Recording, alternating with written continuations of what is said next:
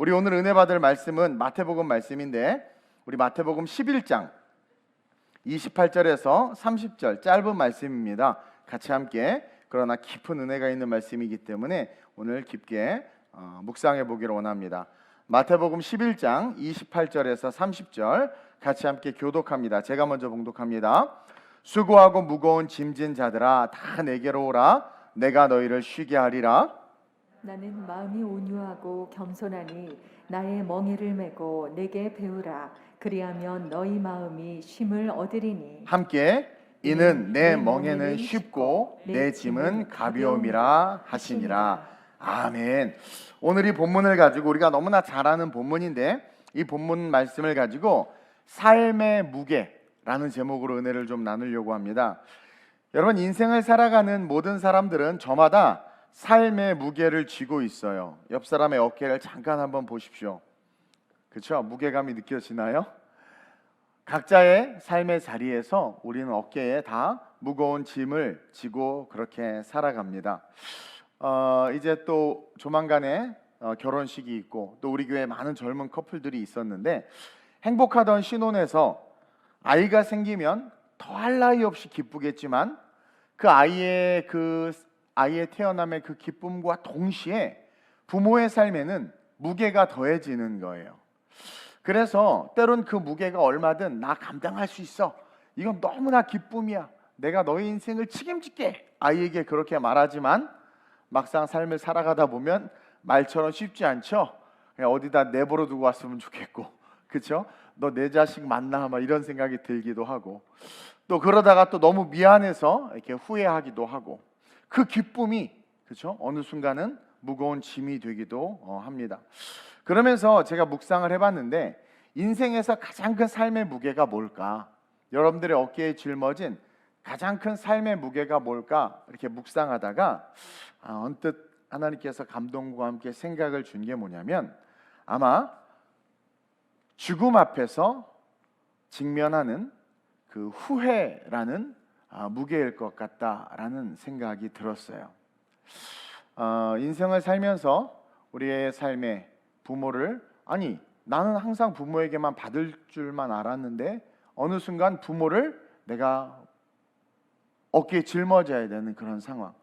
갑자기 부모님이 치매거나 아니면 어떤 질병에 갑자기 소식을 듣게 되거나 그렇게 이쁜 내 자식이 정말 잘 자랄 줄 알았는데 뜻하지 않는 어려움이나 문제 가운데 직면하면 나에게 기쁨이었던 그 모든 것들도 한순간 무거운 무게가 되고 또 동시에 우리가 인생을 잘 산다고는 살지만 어느 순간 갑자기 내가 죽음에 대한 선고를 받고 죽음이라는 그런 문제 앞에 이렇게 딱 직면하게 됐을 때 나를 가장 짓누르고 우리를 가장 짓누르는 그 무게가 뭘까? 이렇게 돌이켜보면 후회라는 거라는 생각이 들어요. 우리가 이렇게 살아가고 또 살아있을 때는 어떤 방법으로든 무게감을 이겨내고 견뎌냅니다. 살아가야 될 삶이 있고 살아가는 자들은 그러다 또 무너지기도 하지만 내일이 있으니까 또 일어나고 걸어가고 또 그렇게 도전하고 부딪힙니다. 근데 어느 날 갑자기 자기 죽음 앞에 자기가 서게 되는 거죠. 또는 사랑하는 자녀나 사랑하는 사람 앞에서 그 사람의 죽음 앞에 서게 되면 죽음이라는 그 문 앞에서의 후회라는 무게는 이로 감당하기 힘든 무게일 거라는 생각이 들어요. 그래서 우리에게는 이 하루하루 매 시간이 소중하고 중요하며 이것이 하나님이 주신 축복이구나 라는 사실을 기억해야 된다는 거죠. 오늘 본문 28절에 나오는 수고하고 무거운 짐진 자들아 그러죠. 여기서 이 수고하고의 뜻은 스스로 많은 일을 해가지고 계속 피곤해서 지친 상태를 말하는 거예요. 그냥 단지 일하고 어떤 수고하고 잠깐 힘든 일을 하는 어떤 한순간의 어떤 수고가 아니라 여기서 호이코피온테스라는 이 헬라어는 스스로가 누가 시키지도 않았어요. 근데 스스로가 인생은 이렇게 살아야 돼. 난 이런 꿈이 있어. 이런 비전이 있어 하면서 스스로가 자기가 나름대로 결정한 삶의 방향을 향해서 열심히 많은 일들을 하는 거예요. 근데 그 일들을 하는데 계속해서 그 일을 함으로 말미암아 자기도 모르는 사이에 피곤해서 그런 지친 상태, 그런 상태가 수고하고의 그 수고하고의 원어의 의미라는 거죠. 그리고 오늘 본문 11장 전체는요, 오늘 우리가 다 읽지는 않았지만 이 11장 전체의 결론이거든요. 이 11장 전체는 세례 요한이 예수가 메시아입니다 라는 것을 외쳤고 제자들에게 저분이 메시아이다 하고 제자들을 넘겼어요. 그리고 예수님은 또 11장에서 말씀하시기를 11장 11절에 시작. 내가 진실로 너희에게 말하노니 여자가 낳은 자 중에 세례 요한보다 큰 이가 일어남이 없도다. 아멘. 세례 요한은 계속해서 어떻게 합니까? 예수님이 메시아다. 예수님은 세례 요한을 향해서 여자가 낳은 자 중에 세례 요한보다 큰 이가 없다 말할 정도로 세례 요한을 세워주시고 또 그런 자가 외치고 또 유대인에게는 너희들이 다시 오리라고 믿었던 너네들 스스로가 얘기했잖아. 다시 구름 타고 올라가 엘리야가 다시 그대로 올 것이다. 엘리야가 다시 와서 우리에게 예언과 축복을 줄 것이다. 너네가 믿지 않았느냐? 그 다시 온 위대한 선지자 엘리야가 바로 이 사람이야. 이 사람이 엘리야와 같이 그 일을 한 거야 라고 증거하시면서 14절에 시작. 만일 너희가 즐겨받을진대 오리라 한 엘리야가 곧 이 사람이다. 다들 엘리야를 기다리고 있거든요. 말라기 이후 침묵기 가운데 하나님의 음성이 사라진 유대인들은요, 그 삶의 힘듦 속에 다시 엘리야가 와서 구름 타고 올라갔던 선지자가 다시 와서 우리에게 좀 뭔가 축복의 메시지, 생명의 메시지, 영생의 메시지를 주면 좋겠다. 그 엘리야가 바로 세례 요한이야. 너에게 그래서 그 메시지를 전해줬잖아. 근데도 불구하고 너희들이 믿지 않았다라는 거예요. 그런 자를 보내서 외치며 선포하게 하고 복음을 듣게 했는데도 불구하고 너희는 끊임없이 수고하고 있구나 이 얘기예요. 그러니까 메시아가 태어났습니다. 세례 요한이 저분이 메시아다. 저분 앞으로 가면 모든 짐을 내려놓을 수 있고 모든 고통과 아픔에서 자유할 수 있고 영원한 천국을 바라볼 수 있다. 그리고 예수님도 세례 요한이 외친 말이 진리다. 그가 외치는 그 외침을 듣고 너희들이 내게로 돌아와야 되는데 왜 돌아오지 않느냐? 그러면서 오늘 본문으로 결론으로 내려와서 28절에 왜 계속해서 수고하느냐? 복음이 선포되고 하나님의 축복이 보이지 않는 세계, 그 보이지 않는 은혜가 너희들의 삶에 이렇게 실존하고 있는데 너희들은 왜 그것과는 상관없이 너희들이 옳다고 말하는 그 방향의 끝은 절벽이고 절망이고 영원한 지옥인데 그 쓸데없는 것을 위해서 왜 자꾸 수고하느냐? 왜 자꾸 그 호이코피노테오스라고 말하면서 왜 자꾸 스스로가 계속해서 피곤한 삶을 살아가느냐? 그렇게 이야기하는 거예요. 그리고 그렇게 살다가 결국 멸망으로, 그러니까 너희들이 수고하는 것은 멸망으로 다가가기 위해서 더 애쓰고 있다라는 거예요. 너네들이 그런 상태가 됐구나. 그 말씀을 하는 겁니다. 그러면서 모든 삶의 무게를 가진 우리를 향해서 다 내게로 오라. 세례 요한이 증거했고 내가 세례 요한을 보증하는데 그가 말한 그 복음, 그 메시아가 나니까 다 내게로 오라라는 그런 아름다운 복음을 전해주고 있는 내용이 오늘 본문이에요. 그러면서 첫째로 시작. 삶의 무게는 예수 앞에서 녹을 수밖에 없는 허상이라는 것을 알아야 합니다. 누구나 삶의 무게를 짊어지고 인생을 살아갑니다. 여러 모양으로 여러 무게의 짐들을 짊어지고 살아가는데 오늘 이 본문과 함께 우리가 기억해야 되는 게 뭐냐면 그 모든 무거운 짐이라고 여겨지는 그 모든 무거운 짐, 죽음 앞에서 후회, 내가 왜 이렇게 살았지? 왜 그때 그렇게 자녀에게 못해줬고 왜 내가 그랬을까라는 그 후회조차도 예수 앞에 서는 그 순간 여러분 어떻게 돼요? 녹을 수밖에 없다. 그래서 여러분들이 2022년 우리가 비전과 또 여러 가지 소망을 가지고 시작을 했어요. 근데 삶을 살아가는 게 쉽지는 않죠. 그러나 어떤 무게가 여러분들을 짓누른다 한다 할지라도 그 모든 삶의 무게는 예수 앞에서 녹을 수밖에 없는 허상이다. 그 목회는요, 제가 봤을 때 참 힘든 일이에요. 목사 되지 마세요, 여러분. 힘든 일입니다. 왜 힘드냐면 다른 게 아니라 하나님과 사람 사이에 서 있는 일이기 때문에 힘들어요. 이게 물론 목사님들 중에서 사람 앞에만 서 있는 분들 계세요. 익사이팅하고 인터레스팅합니다. 그리고 목사님들 중에서 하나님 앞에만 서 있는 분들 계세요. 아마 거의 다 가셨을 거예요, 그분들은. 근데 이 중간에 서 있는 게 이게 쉽지 않아요. 정말 힘들고 고통스러운 일입니다. 근데 그런 목회가 참 쉬워지는 게 뭐냐면 바로 목회자가 예수 앞에 서 있을 때라는 거예요. 예수 앞에 서 있을 때. 한 아버지가 평생을 내려놓을 수 없는 고통 속에서 살고 있었어요. 사랑하는 자녀가 하나뿐인 외아들이 귀신에 들린 거예요. 여기서 우리가 주목해야 되는 것은 왜?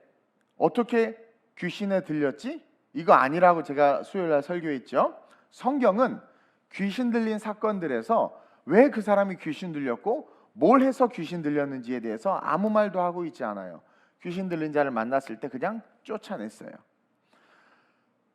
수요예배 매 위더 워십 때 하나님의 영과 적그리스도의 영이라는 제목으로 아주 중요한 설교를 했는데 여러분들 꼭 들으시길 부탁드립니다. 그래서 우리는 인생을 살면서 귀신이나 마귀에 집중하거나 신경 쓸 필요가 없어요. 그래서 성경도 귀신 들린 아이의 아버지가 아이를 데려왔을 때 주님이 얘 왜? 언제부터 그랬어? 어떻게 하다 귀신 들렸어? 그렇게 묻지 않았어요. 단지 아버지의 간절한 외침 속에 그가 얼마나 오랜 시간을 삶의 무게에 눌려 살아왔는지를 우리는 짐작할 수 있죠. 누가복음 9장 38절입니다. 시작. 무리 중에 한 사람이 소리질러 이르되 선생님 청컨대 내 아들을 돌보아 주옵소서. 이는 내 외아들입니다. 그렇죠? 외아들이래요. 외아들 하나밖에 없는 외아들. 이 외아들이 귀신 때문에 불에도 들어가고 물에도 들어가고 거품 물고 쓰러지면서 고통당하는 그 고통의 모습을 무능력하고 무기력한 모습으로 계속 지켜볼 수밖에 없었던 아버지, 그리고 그것을 가지고 어찌해야 될지 몰라서 힘쓰고 애쓰지만 감당할 수 없는 그 삶의 무게로 말미암아 지쳐있던 그 아버지, 그 아버지에게 어느 날 복음의 소식이 들린 거죠.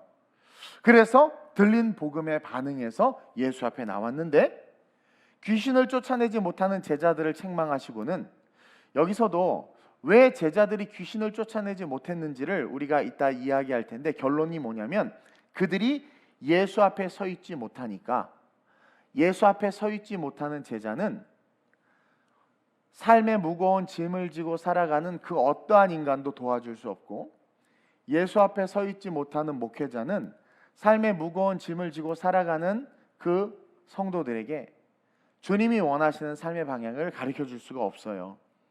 그래서 이 본문의 뒷부분에 보면 예수님이 제자들을 엄청나게 화를 내면서 꾸짖습니다.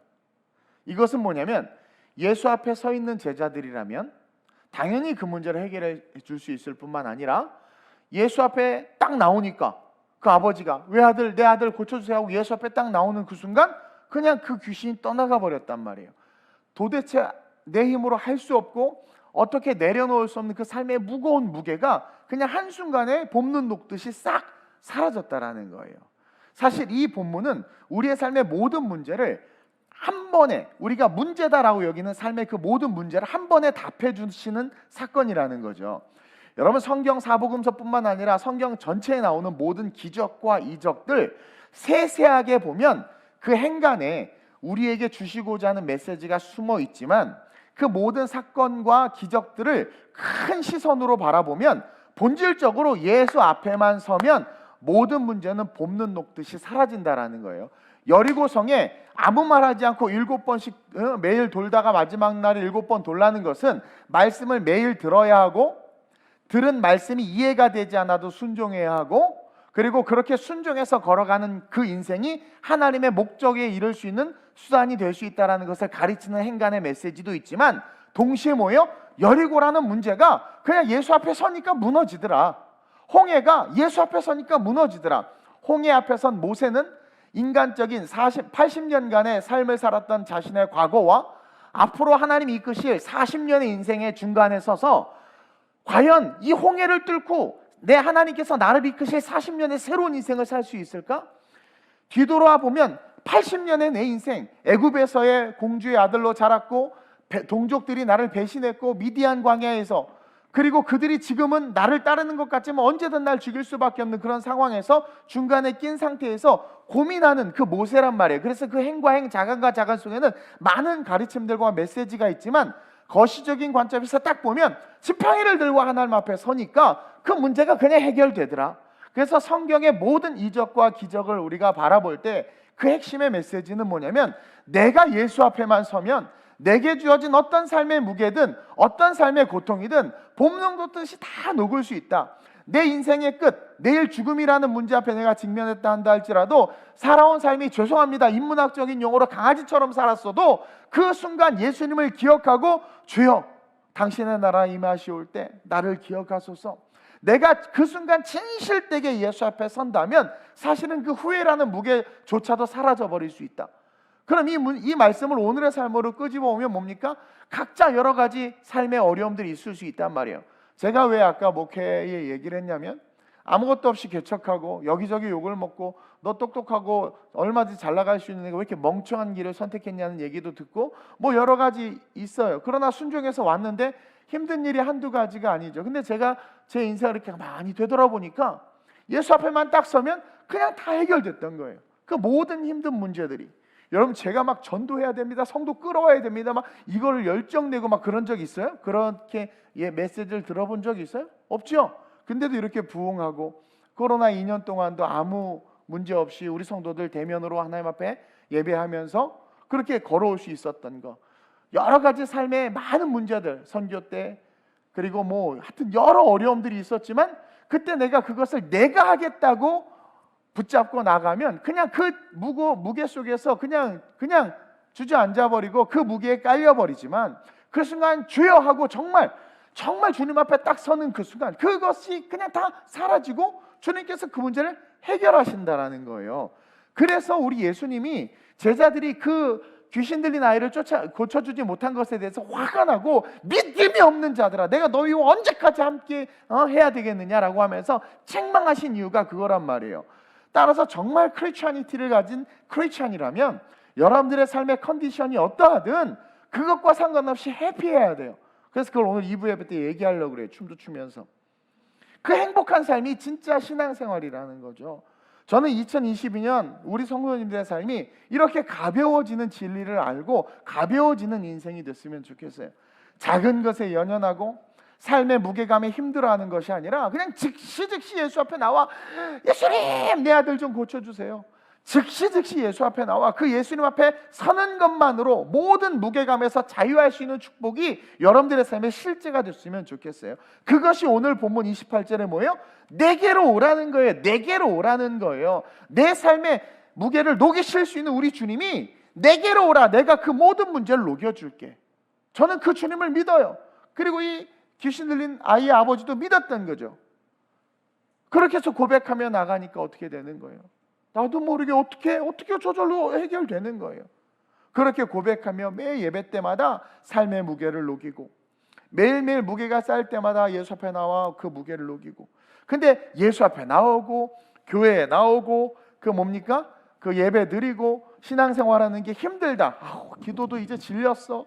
뭐 은혜가 안 되는 것 같아. 예배 드리는 게 왜 이렇게 힘들어. 이렇게 말하는 게 여러분 뭐냐면 여러분들 예수 앞에 없는 거예요. 미안하지만. 봉사하기 싫고 그냥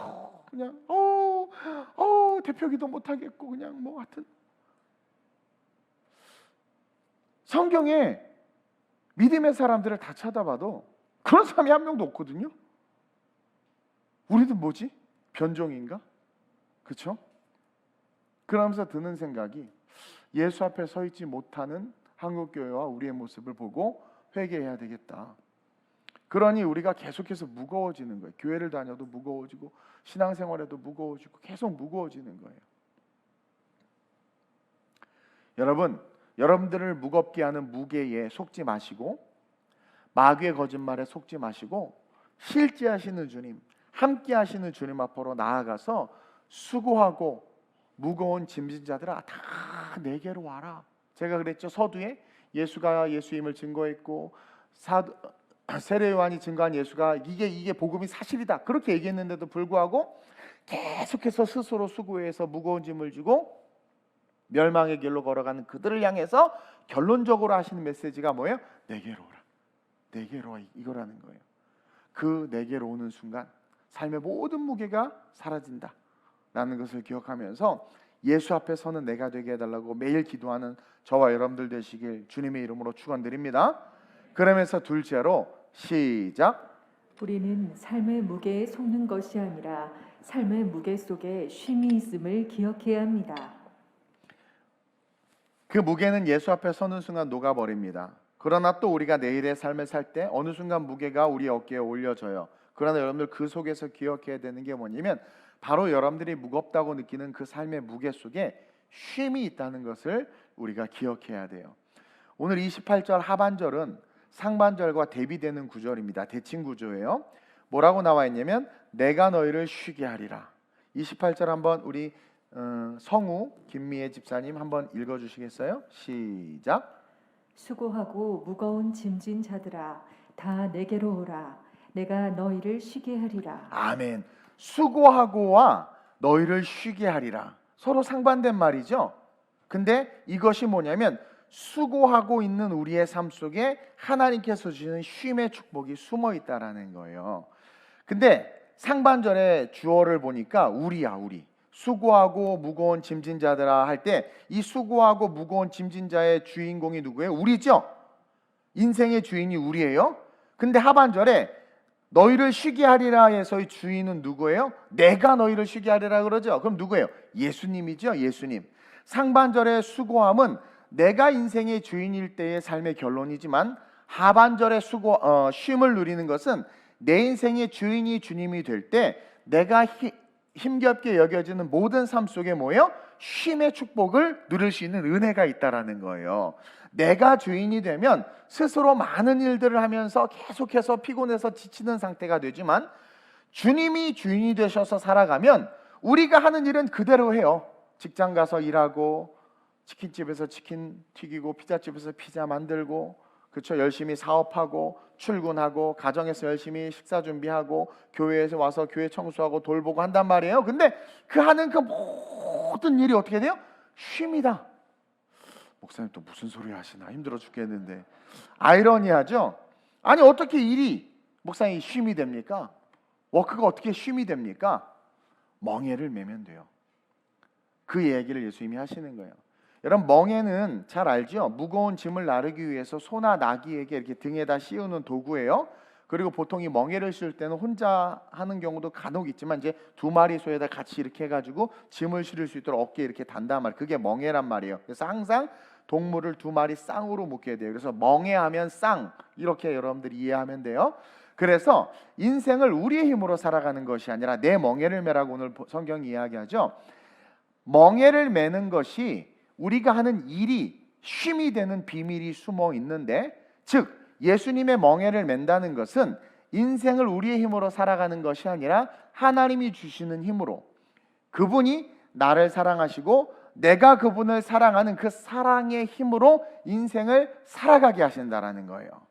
제가요 어렵게 자라면서 꼭 성공해야 되겠다는 다짐을 했습니다. 아버님이 사업이 이렇게 실패하고 되게 많이 부도가 나고 이렇게 하면서 어려움에 처했었어요. 그래서 어린 나이에 저는 난 꼭 성공할 거야 라고 다짐을 했고 성공하려고 하다 보니까 어떻게 해요? 열심히 할 수밖에 없어요. 뭘 해도. 그래서 어려서부터 스스로 열심히 제 자신을 세워가려고 노력했고 열심히 공부했고 돈을 벌기 위해서 노력했어요. 근데 그렇게 하루하루 살아가는 게 너무 힘들어요. 하루에 3시간씩 자고 코피가 나도록 공부도 하고 이 아르바이트 저 아르바이트 할 거 없이 막 뛰고 이때 이제 그렇게 혼자 돼가지고 제가 그러니까 너무 지치는 거예요. 근데 이제 꿈이 있으니까 나는 성공할 거야. 비전이 있으니까 열심히는 걸어갑니다. 그게 이제 동기가 되는 거죠. 근데 사실 얼마 못 걷다가 이렇게 걷다가 포기하는 경우가 다반사였어요. 그리고 또 결심합니다. 아니 할 수 있어. 그래서 또 걸어가요. 근데 항상 넘어지고 쓰러지고 포기하는 저를 제가 경험했어요. 그러면서 세상에 대한 불만만 커져갔죠. 그러다가 제가 주님을 만났거든요. 예수님을. 물론 어려서부터 만났지만 인격적인 예수님을 그때 만난 거예요. 그러면서 그 사랑이 실제한다는 걸 경험했어요. 정말 그 주님이 저를 꼭 안아주시고 세미한 주님의 음성을 직접 듣고 주님이 저를 사랑한다는 그 사랑에 제 인생의 모든 수고와 노력과 짐들이 봄눈 독듯이 싹 녹는 거예요. 그러면서 나를 사랑해 주시는 주님에 대해서 내가 더 알아가야 되겠다. 그러면서 그 주님을 붙잡고 걸어가기 시작하는데, 그때부터 길이 쉽고 걸어가는 길이 가볍고 걷는 것들이 막 즐거운 거예요. 제가 그때 이제 막 군대를 가기 전이었나 갔다 오기였나, 하여튼 알바를 어떻게 하기 시작했는데, 집은 양재인데 알바는 연신내에서 했어요. 엄청나게 멀었죠. 근데 그 가는 길이 너무 무겁고 힘들었는데 그 예수님의 사랑이 실제가 되면서 너무 신나는 거예요. 그러면서 그때 늘 불렀던 찬양이 God will make a way where there seems to be way. 그러니까 하나님께서 나의 길을 만드실 거라는 찬양을 맨날 부르면서 갔어요. 그리고 그때 막 꿈을 꿨어요. 제가 그때 조그만 컴퓨터 학원에서, 그러니까 그 연신내나 가니까 나 같은 사람, 그때 군대 가기 전에 어린 나를 써줬지 이런 데서 안 써줬거든요. 그때 컴퓨터를 강의했어요. 이렇게 상업고등학교 아이들에게 강의를 했어요. 그러면서 난 꿈꿨어요. 저는 대학에서 강의하고 싶습니다. 큰 꿈을 가진 거죠. 그러면서 근데 그게 될 것 같고 너무 쉬운 거예요. 그러고 한 6, 7년 지났나? 성균관대학교 강단에 서 있는 저를 발견하게 된 거죠. 그리고 그전에는 제가 제 힘으로 막 뭔가를 막 하려고 막 했단 말이에요. 근데 그때마다 넘어지고 쓰러졌는데, 멍에를 딱 메고, 그러니까 주님의 사랑이 실제가 되고 주님과 함께 그 길을 가니까 어디서 에너지가 나왔는지는 모르겠지만 막 정말 기쁨이 넘치고 소망이 넘치고, 개척할 때도 마찬가지고요. 그리고 지금도 마찬가지고, 12개국 선교회를 만들어서 선교하겠다고 하는데 보니까 여러분들 관심이 하나도 없는 것 같아. 근데 난 괜찮아요.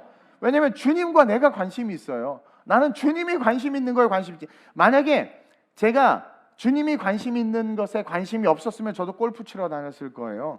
왜냐면 우리 골프 연습장도 우리 성도가 하는데 가서 공짜로 맨날 치고 쫓아다니면서 하고, 나도 얼마든지 놀러 다니고 그럴 거지. 근데 주님이 관심 있는 게 제가 관심 있는 거예요.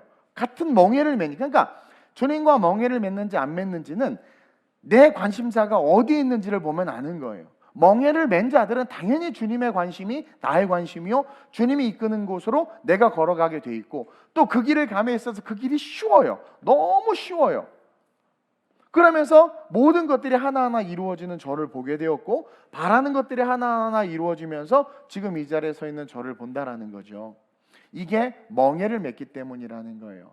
다른 말로 말하면 제 짐을 주님이 대신 지어준 거예요. 그리고 그것 자체가 쉼이라는 것을 깨달아야 된다는 거죠. 그게 여러분, 우리가 사는 삶에 쉼이 어디 있습니까? 맨날 출근해야 돼요.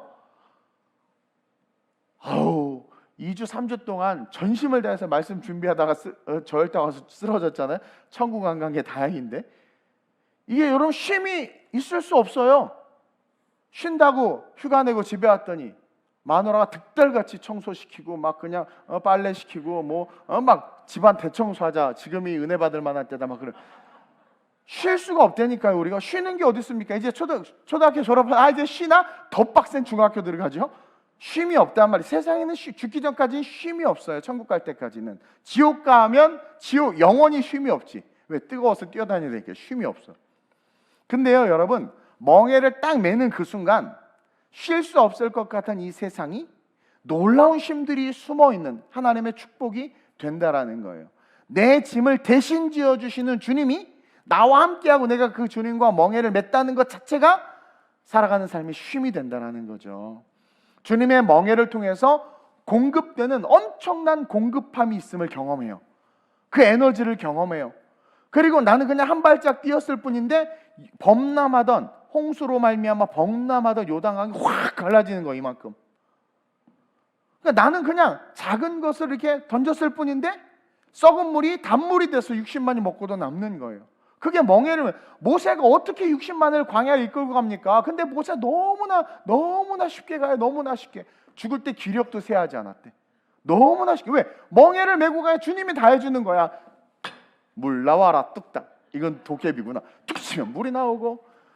고기 먹고 싶어요. 들으셨죠? 메추라기가 막 쏟아지고, 추워요. 불길이 확 더 타고, 더워요. 불길이 확 비가 내리고 막. 멍에를 매니까 돌 들고 죽이겠다는 그 60만, 내 편도 아니에요. 내 편은 여호수아와 갈렙밖에 없어요.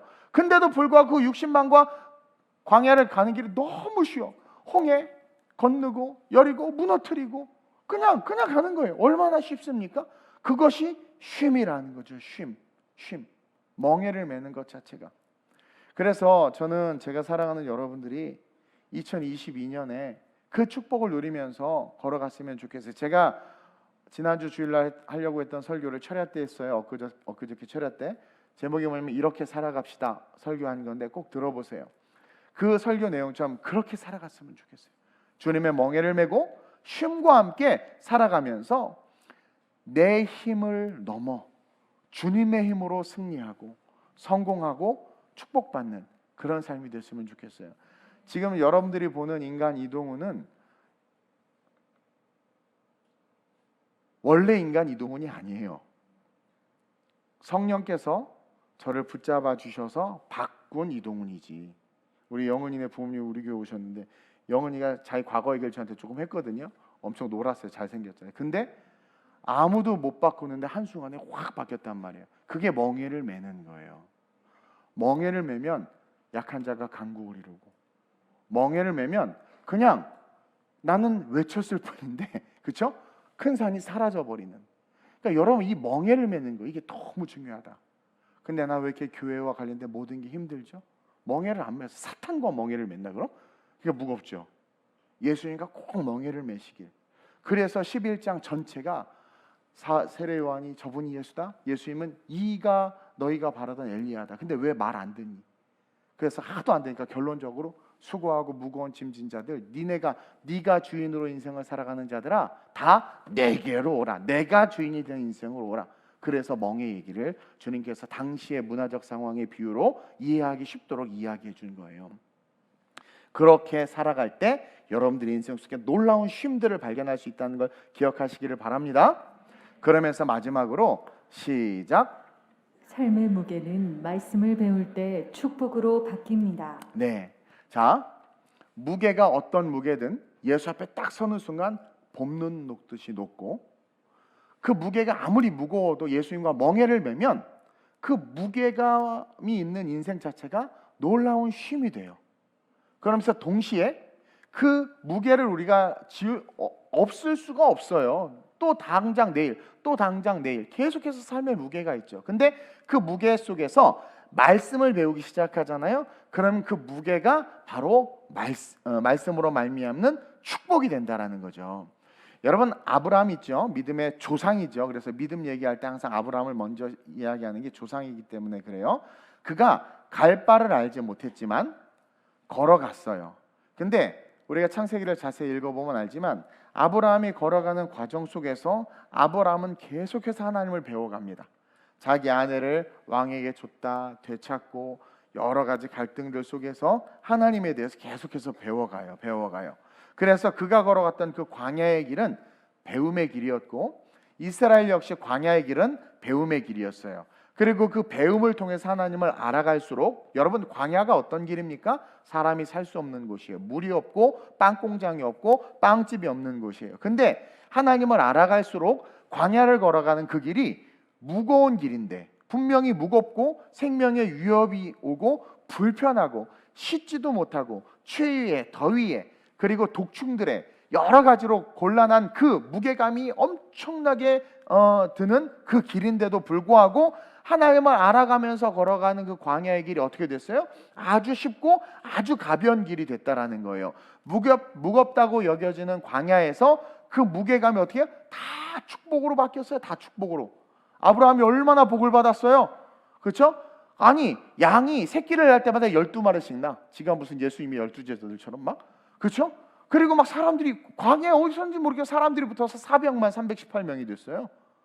종들이 서로 자기네 양 내 양 싸우잖아요. 그 정도로 엄청나게 부자들이 자식들이 주로 싸우죠. 가난한 자식들은 서로 의지해서 안 싸워요.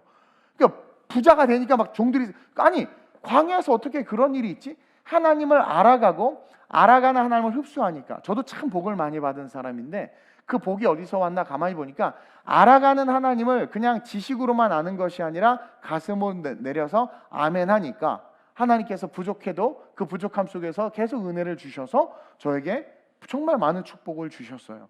그러니까 하나님을 알아가서 그것을 흡수하는 그 순간 내 삶의 무게는, 그 광야의 길은 광야가 아니라 뭐예요? 하나님의 신비의 축복을 받는 축복의 길이 된다라는 거죠. 제가 선교 때 보통 우리 선교 평균 40명 정도 선교를 비행기를 타고 가고, 뭐 많을 때는 거의 뭐 80명까지도 비행기를 타고 가서 언젠가는 한번 비행기를 전세 내서 전세기를 해서 한번 가자 했더니 코로나가 왔어요.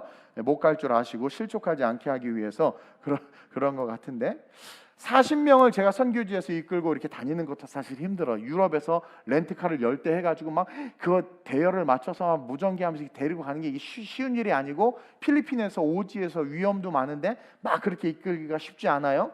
근데 80의 늙은 우리 모세 형님 보세요. 남자만 60만 명인 민족을 사람이 살 수 없는 광야에서 40년 동안 이끌었죠. 엄청난 수고고 엄청난 무게입니다. 근데 그 엄청난 삶의 무게가 하나님을 알아가고 배워갈수록 모세는 너무 가벼워졌고 기대와 소망이 넘치고 있음을 성경을 통해서 볼 수 있어요. 이게 뭐냐면, 가면 갈수록 하나님을 너무나 잘 아니까, 모세가 하나님에 대해서 더 알아가니까, 처음에는 막 보낼 만한 자를 보내소서 막 이딴 소리 했던 애가 나중에는 그냥 뭐 겁도 없이 그냥 막 가요. 너무 하나님을 잘 알아가니까 그냥 툭툭 치고 그냥 모든 게 너무 쉬워지는 거예요. 그래서 광야에서 만나는 문제가 이제는 어떤 문제도 문제로 안 느껴졌던 거죠. 모든 문제를 하나님이 해결해 주실 것에 대한 확신이 생겼고, 그 확신을 가지고 걸어가니까 그 광야가, 그 무게가 축복이 되는 거예요. 쉽고 편안한 길이 된 거예요. 어떻게 알 수 있냐면 신명기 34장 7절에 이렇게 이야기하고 있죠. 모세가 죽을 때인데, 시작. 모세가 죽을 때 나이 120세였으나 그의 눈이 흐리지 아니하였고 기력이 쇠하지 아니하였더라. 지금 120세가 됐는데도 불구하고 그의 눈이 흐리지 아니하고 기력이 쇠하지 않았다는 건, 걸어가는 길이 쉬웠다는 거예요, 어려웠다는 거예요? 쉬웠다는 거예요. 나는 지금 급성 당뇨 와서, 저혈당 와서, 지금 노안이 와서 이렇게 봐야, 나는 이렇게 보내들을 욕했던 사람이에요. 근데 내가 지금 이렇게 봐야 되는 이런 상황인데 얼마나 나는 힘들어요. 스트레스를 받아. 난 우리 모세 형님 발뒤꿈치도 못 따라가요. 근데 120세가 된 이 노년의 모세가 기력이 쇠하지 않고 눈이 흐리지 않았다는 것은요, 그의 인생에 라이트했다라는 게, 가벼웠다라는 거예요. 여러분, 이렇게 그냥 돈이 많아서 놀고 먹고 행복하면 얼굴도 안 늙어. 그리고 아프지도 않아요. 예. 근데 그건 어차피 세상 얘기고 마찬가지예요. 그리고 제가 이제 나는 내가 50이 된다는 걸 충격을 받았지만, 어쨌든 어디 가면 30대로 보기 때문에, 예. 정말이라니까 여러분들. 예. 그게 내가 그래도 다른 분들보다는 이게 목회를 좀 쉽고 가볍게 했나 보다. 사실은 쉽고 가볍게 했죠. 왜냐면 막 다른 목사님들처럼 전도사님들 득달해서 막 끌어와 이런 거 한 번도 안 했어. 한 번도. 그냥 예배만, 열심히 예배만 드리고 열심히 말씀만 증거했지. 그랬더니 내추럴 블레싱, 자연스러운 축복으로 말미암은 내추럴 그로스, 자연스러운 성장이 있었던 거거든요, 우리 교회. 이거는 사람의 힘이 아니라 하나님께서 자연스럽게 그냥 제가 감당할 정도, 그런 하나님께서 정말 사랑하는 모습 주신 축복이에요, 우리 교회가. 어쨌든 목회하다가 이렇게 저는 죽을 뻔하고 막 저혈당 쇼크가 오는데, 80노년에 시작된 사역이 40년 동안 광야를 걸었는데도 눈이 흐리지 않고 기력이 쇠하지 않았다는 거, 여러분 신바람나게 사역한 거예요. 신바람나게 사업한 거예요. 신바람나게 직장 다닌 거예요. 신바람나게 공부한 거예요. 신바람나게 강의한 거예요. 삶의 무게가 하나님을 알고 배우니까 다 축복으로 바뀐 거예요.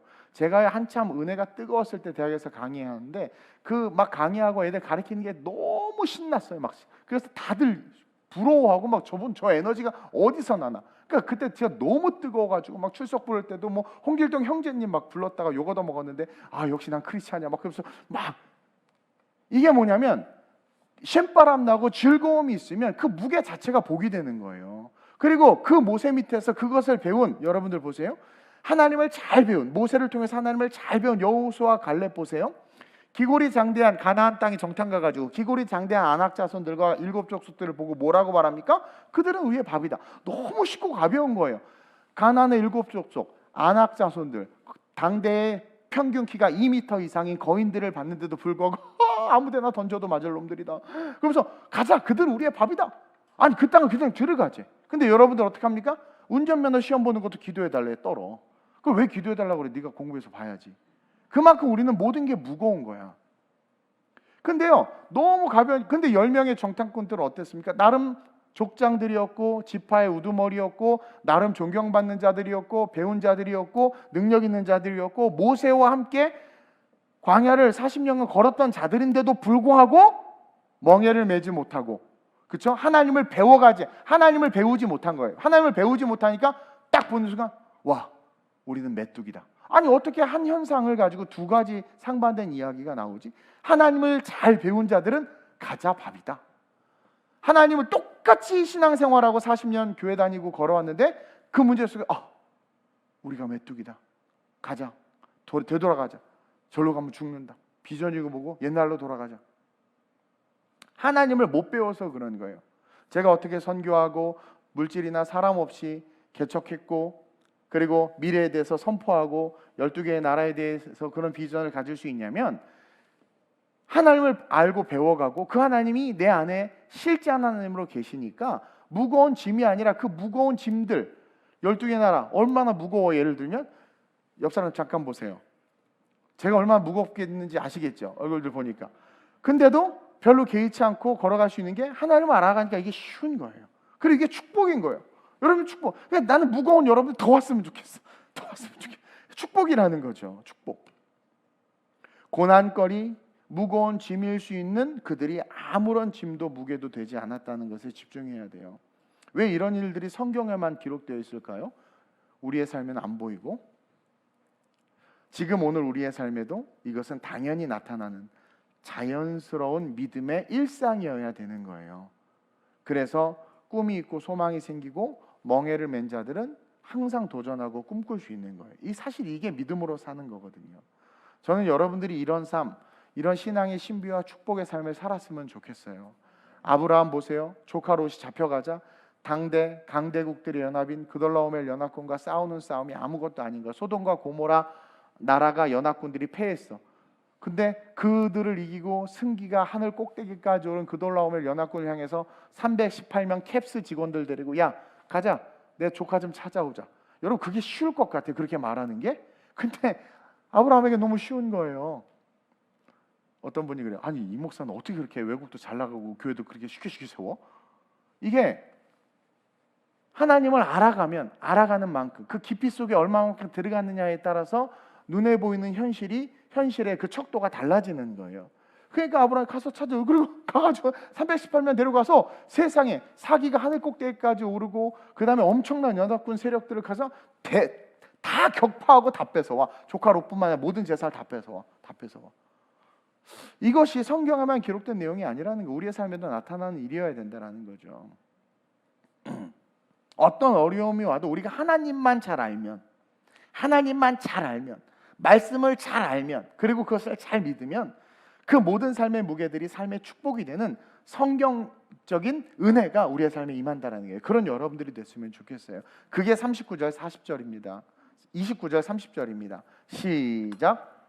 나는 마음이 온유하고 겸손하니 나의 멍에를 메고 내게 배우라. 그리하면 너희 마음이 쉼을 얻으리니 이는 내 멍에는 쉽고 내 짐은 가벼움이라 하시니라. 여기서 나는 마음이 온유하고 겸손하니를 많은 사람들이 화내지 않는 인간의 성품이나 잘 참는 그런 어떤 인간의 그런 태도를 생각하는데 절대 아니에요.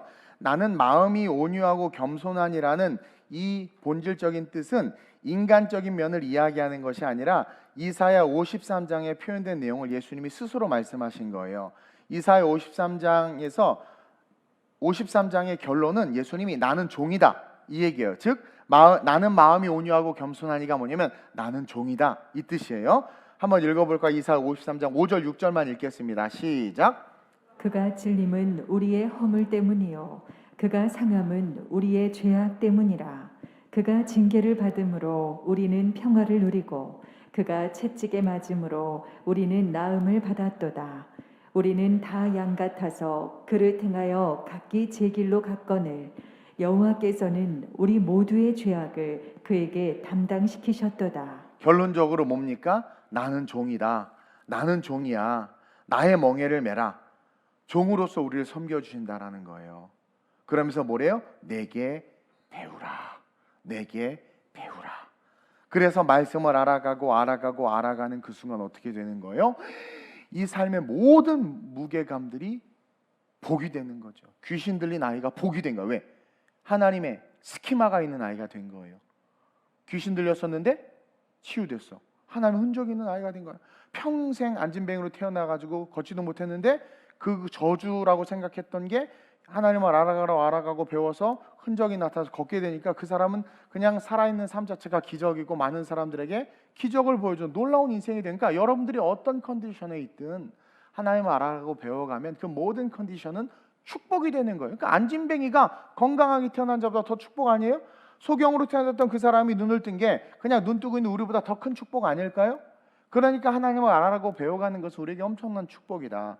30절에 반복적이며 결론적으로 선언하시는 말씀이 있는데, 죄송해요, 제가 자꾸 입이 마르고 그래서 자꾸 오늘 말이 자꾸 새는데, 내 멍에는 쉽고라고 그러죠. 30절에 자 보세요. 내 멍에는 쉽고 내 짐은 가볍다. 멍에가 자꾸 반복되는데 내 멍에는 쉽다라고 말하는 것은 내가 너의 무거운 짐을 지겠다라는 거예요. 왜? 나는 마음이 온유하고 겸손하니까. 즉 나는 마음이 온유하고 겸손하니까, 나는 서번트 종이니까 내 멍에는 쉽다. 너가 나랑 멍해지면 내가 종이야. 그러니까 내 멍에 너무 쉬워. 내가 너 업고 갈게 이거예요. 내가 너의 무거운 짐을 지겠다. 그리고 또 내 짐은 가벼우니 그러죠. 이건 뭐냐면 내가 너를 쉼의 삶으로, 고난이 복이 되는 삶으로, 가벼운 인생으로 살게 하겠다.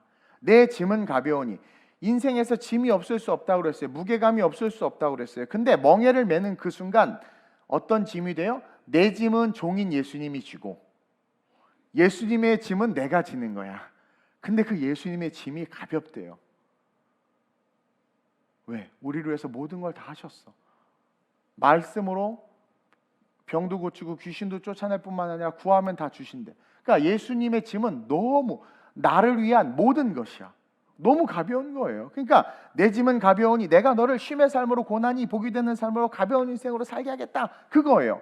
그래서 온전히 예수를 붙잡고 예수와 함께한 자들은 옥중에서도 찬송하고, 억울하게 감옥에 갇혔는데 바울 신라 찬송했잖아요.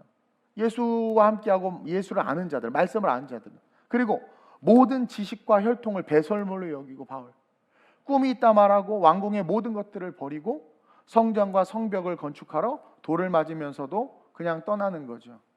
어떤 대적을 만나도 그들은 우리의 밥이다라고 말하고, 저 역시도 넓고 큰 길이 있었지만 좁고 험한 이 길을 걸어가고 있는 거죠.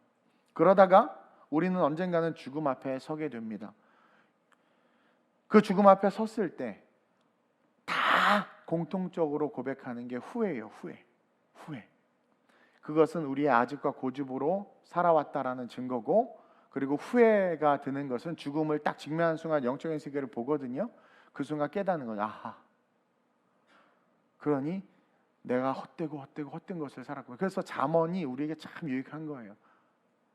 잠언을 읽어보면 죽음 앞에 선 자들만이 알 수 있는 지혜가 잠언에 가득 담겨 있어요.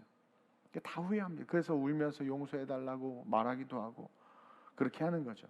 그 후회라는 무게감, 그런 것들이 아니라 죽음 앞에 딱 섰을 때 우리가 예수를 알아가고 말씀을 배워가고 하면 후회가 아니라 오히려 감사와 또 천국에서 다시 만날 기대감으로 우리의 삶이 충만해지는 거예요. 그래서 믿는 자들에겐 죽음이 기쁨인 거예요.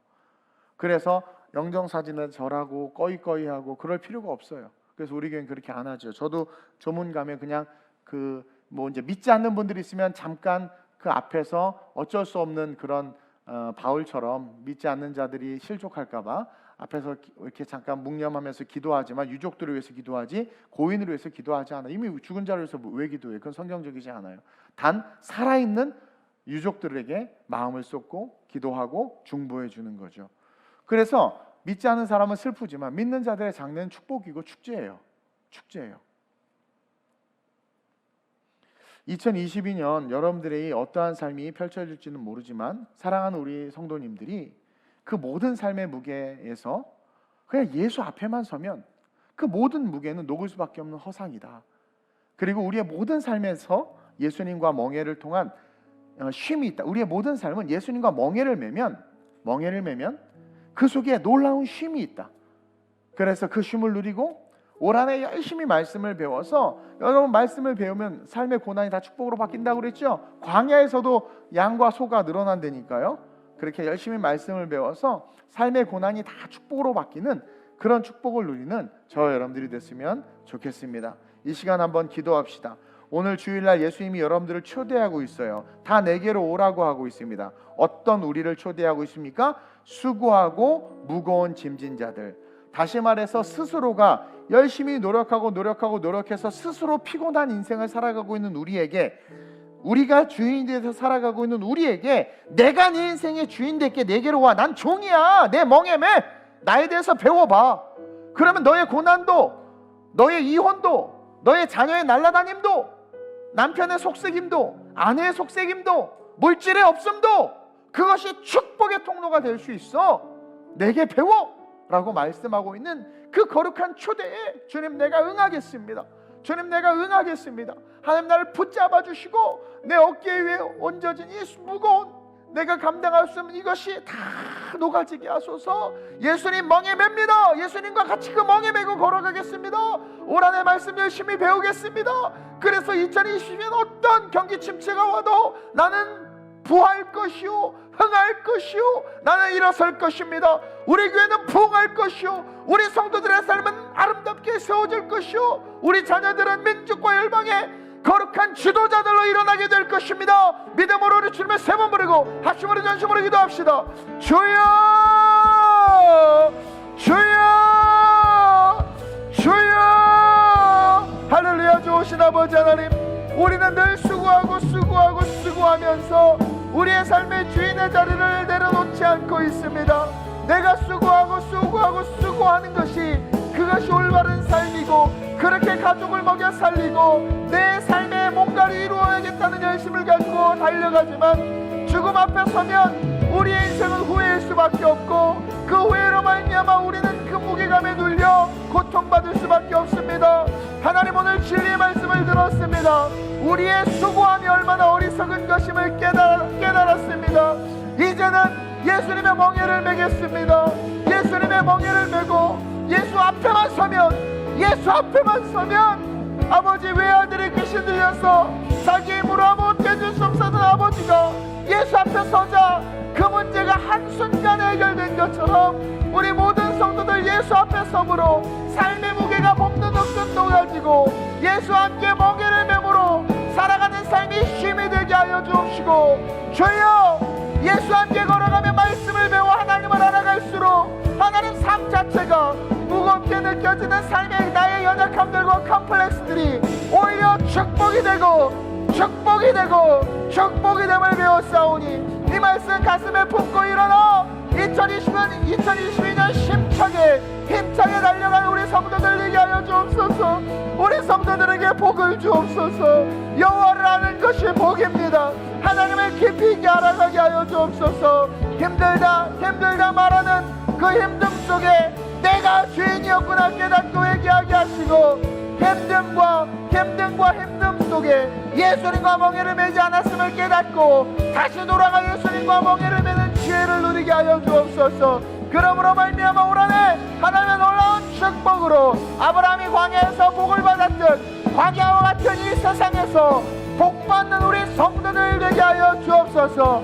광야와 같은 이 세상에서 사람들이 놀랄 만큼 어찌하여 이런 복이 임할 수 있는고 외치며 하나님을 바라볼 수 있도록 하나님의 영광을 드러내는 자들로 우리 성도들 서게 하여 주옵소서. 병든 자들을 고쳐주시고 하나님의 약한 자들을 치유하여 주시고 싸매어 주시고 회복시켜 주시고 온전히 하나님의 영광을 위해서 살아가는 그런 우리 성도들 되게 하여 주옵소서. 복의 한 해 되게 하여 주옵소서. 좋으신 아버지 하나님, 우리는 교회 다니면서도 예수 믿으면서도 우리가 주인이 되어 계속 수고하고 있습니다. 수고의 결론은 어깨에 짊어지는 무거운 짐들이 늘어나는 것밖에 없습니다. 그렇게 세례 요한이 외쳤는데도 예수 앞에 나오지 못하고, 예수님이 그렇게 세례 요한의 말이 맞다고 증언했음에도 유대인들은 쭈삣쭈삣댔습니다. 그러나 자기 힘으로 해결할 수 없는 문제를 가진 한 아버지가 예수 앞에 서자 한순간에 그 문제가 해결되었고, 예수님은 결론적으로 수고하고 무거운 짐진 자들아 내게로 오라고 말씀하십니다. 오늘 이 말씀 우리 성도들에게 레마의 말씀 되게 하셔서 우리의 인생의 주인이 내가 아니라 주님 되게 하시고, 예수 앞에만 서면 내 삶의 무거운 짐 다 녹는다. 예수의 멍에 매면 무거운 짐 자체가 쉼이 된다. 내 짐 예수님이 지어주고 예수님의 짐이 내 짐 되는데 예수님은 이미 사망 권세에 이기신 승리밖에 없기에 그 내가 짊어져야 되는 짐은 승리로 바뀐다. 이걸 기억하며 2022년 주님 앞으로 달려가는 우리 모두가 되게 하여 주옵시고, 특별히 바라기는 하나님을 알아감으로 말미암아 2022년 또 어떤 한 해가 될지는 모르지만 코로나와 하나님 여러 가지 물가 인상과 경기적인 어려움들이 있지만 그럼에도 불구하고 광야와 같은 이 세상에서 어찌민고 이 축복이 무엇 때문인고 세상 사람들이 궁금해할 정도로 우리 모든 성도들이 2022년 복받는, 아브라함처럼 복받는, 모세처럼 광야에서 능력이 나타나는 그러한 인생들 살게 해 주옵소서. 감사함을 드리며 우리 주님 예수님의 이름으로 축복하며 기도드립니다. 아멘.